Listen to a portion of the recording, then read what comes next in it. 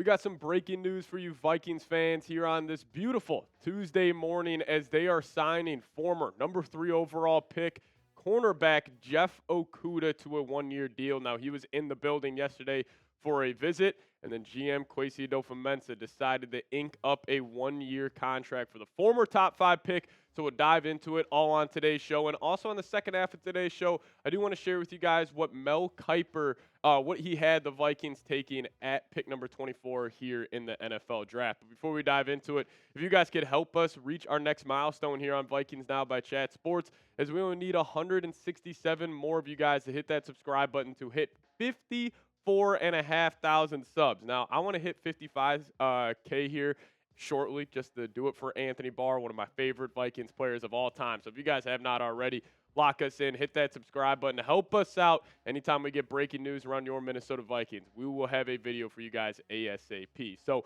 first off, my first initial reaction when I saw the visit yesterday, and we obviously got the breaking news this morning, was what a crazy move this is. Like, taking the former top 5 pick. He has been terrible throughout his short NFL career so far. And Kwesi's like, hey, we bring him into our organization. We bring him to the Minnesota Vikings. We can turn him around. Like, this really reminds me of like a Marcus Davenport signing when he had from a couple years ago. Like Jerry Tillery last year, former first-round pick, brought him in. And, Tillery actually played some good football. But this is just a Kwesi move. Like, that was my initial reaction to the signing of Jeff Okudah. But you guys see the PFF grades on screen. It's not good. I mean, the highest grade he's had in his NFL career was back in 2022 when he posted a 59.4 overall rating. Now, this past season, he was with the Houston Texans, only played in 78 snaps, but he was terrible. 30.8 defensive grade or overall grade, 29.3 in coverage. He has really struggled to just kind of get his groove in the NFL. Now, he did play about 596 snaps with the Atlanta Falcons back in 2023, had a PFF grade of 50.5, but still, he has never been too consistent besides that 2022 season where he actually played just under 800 snaps. Now, he did allow 40 receptions on 65 targets that season, going for 621 yards, but he did allow 2 touchdowns, but he also had 2 touchdowns himself. He had 2 pick sixes that year, and 1 pick six and 1 scoop and score, but he also did have 5 PBUs in that season for the Detroit Lions. Now, I think if I had to take an optimistic view of this signing for the Vikings, is that there is no doubt Jeff Okudah, he was a top 5 pick for a reason. He was a top 3 pick for a reason. And you would have to trust and you would hope that Brian Flores can kind of tap into that well of talent and get the most out of him. And we have seen Flores do a number on a guy like Byron Murphy Jr. We saw Murphy really come in here, struggle in that 2023 season, his first year under Flores. Then they got in the lab in the offseason. Then Byron Murphy Jr.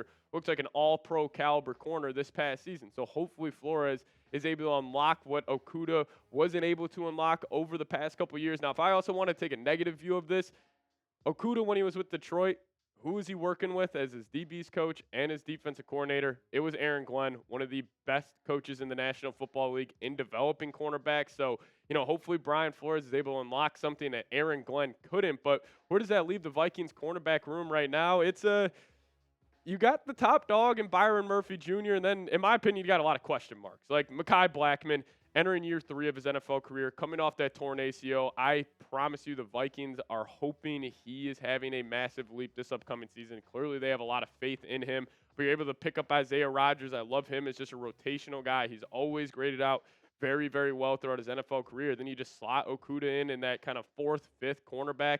And then you also got Dwight McGlothern. But honestly, if you're looking at this room right now, I'm cool with the Vikings rolling with that for the season. And also, you still got a guy like Stephon Gilmore who you could call in August, be like, hey, man, we just need another veteran in the room. What do you say you come back on a 1-year, $5 million deal? But I think this Okudah signing is pretty much the nail in the coffin for the Vikings going BPA in the entire NFL draft. Like, I'm talking round 1. It could be receiver, tight end, running back, defensive line, positions that the Vikings are loaded at. But I think they have set themselves up with their limited draft capital in the 2025 NFL draft where they can truly just go BPA, and that is a great position to be in because you're not obviously picking for need.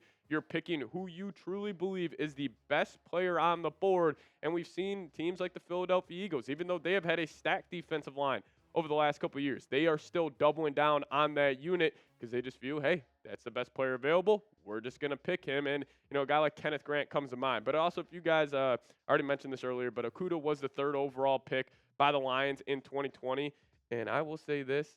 I am hoping Okudah has just one moment this upcoming season against the Lions, because I can already see Lions fans on Twitter, they're tweeting out the pictures of, burnt toast on the internet right now saying, oh, the Vikings signed a bum, yada, yada, yada. I would love Jeff Okudah just to have one moment against the Detroit Lions this season. That's all I want out of him. Give me a pick six. Give me a 4th quarter interception against your former ball club.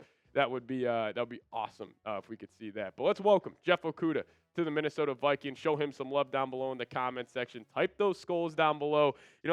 This is a low risk, I'll probably say medium reward signing. If he could end up being your cornerback 3, like that would be a steal. We don't have the contract details as it stands right now. I'm guessing it's just a $3, $4, $5 million deal. Probably be a cap hit of $2.5 million on the books next season. So very low risk. But also, if he ends up being a solid cornerback 3, even possibly a cornerback 2, he's got the talent to do so. This could be a great signing for the Minnesota Vikings. But let's close out today's show talking about what Mel Kiper had to say on the Minnesota Vikings heading into the 2025 NFL Draft. And in his latest mock draft 3.0 that came out earlier this morning, he had the Vikings drafting Texas cornerback Jahdae Barron at pick number 24. And this is specifically what Mel Kiper had to say. Minnesota made some big splashes in free agency as it tries to take the NFC North from the Lions. Among them were deals to re-sign Byron Murphy Jr. and bring in Isaiah Rodgers, but I'm not sure the Vikings should or will be done adding to the cornerback room. Barron, meanwhile, picked off 5 passes last season, showing his ball skills. He ran a 4.39 at the combine, showing his speed, and he played more than 600 snaps at both slot corner and outside corner over the past 2 seasons, showing versatility. I really like this fit. Now, I still have my doubts that Jahdae Barron falls to pick number 24. I think he's a top 5 pick or top 15 pick. I think he's got that talent. But also, what Mel Kiper said, that versatility he has at the cornerback position, can play slot, can play outside. That's the buzzword with Brian Flores' defense. You've got to be a versatile guy, be able to move around. Even a guy like Byron Murphy, he's got some versatility to him. Isaiah Rodgers, you can just mix and match these corners at different positions. So if he is the pick at number 24, I think it's a home run pick. I would be thrilled about that. And plus, then if you had a young cornerback rotation of Byron Murphy, hitting his prime, Jahdae Barron, you got Isaiah Rodgers working in, you got Mekhi Blackman working in, now Jeff Okudah. I would feel great about that cornerback room heading into the future. But I do want to wrap it up here talking about just some of the draft targets for the Vikings that could go down at pick number 24 if they decide to go BPA. Now, a guy like Kenneth Grant, big fan of his game. He actually fell to, I think it was pick number 28 in Mel Kiper's latest mock draft. So I would have a tough time going Jahdae Barron over Kenneth Grant because I love the idea of, Kenneth Grant, Dallas Turner kind of being your future of the defensive line. Once guys like Jonathan Allen, Javon Hargrave do leave that unit, I think Kenneth Grant, he'll develop very nicely. And this would just be a very Philadelphia Eagles-esque move. They're the Super Bowl champs for a reason. They double, triple down on defensive line. That's what I would want the Vikings to do. But what if they say, F it? We're going to go get another weapon offensively, and that could be Luther Burden III. I think this guy is a stud. He is just a good football player. Like, he's not going to blow you away, with his 50-50 catches, insane athleticism. He's just a good football player. And the one move I love from him is whenever he's like running an out route or he's coming over the middle of the field catching a football, he will put his foot in the ground, hit this nasty spin move, and he just cannot arm tackle this guy.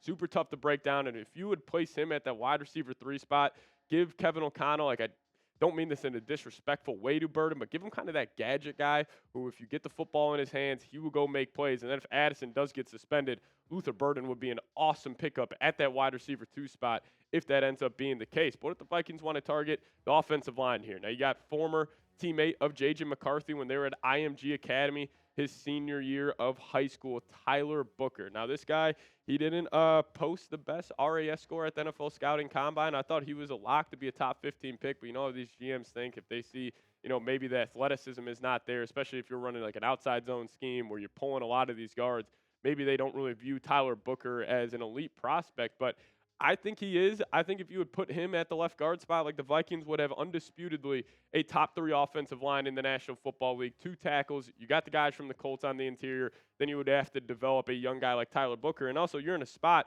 where he wouldn't need to come in and play right away. He could sit behind Blake Brandel for a couple weeks. He struggles, put Tyler Booker in there. But another dream pick of mine, and if it comes down to Jahdae Barron or Nick Emanwari, I'm going to have a tough time taking Jahdae Barron if I'm being honest. Like Emanwari, DK Metcalf at safety, freak athlete, and I think he would be a great just Harrison Smith insurance if he does end up retiring after his 14th season this upcoming year, which I fully expect him to do so. And it's actually, I think it was Daniel Jeremiah earlier on this morning had the Vikings taking Nick Emanwari. So clearly there's some buzz there. People could see it happen. Yes, it was Daniel Jeremiah who had Emanwari fall into the Vikes. But I promise you, if Brian Flores, if he could circle one guy in this whole draft that he wants, it's Emanwari. Now, quickly, we could talk about Omarion Hampton.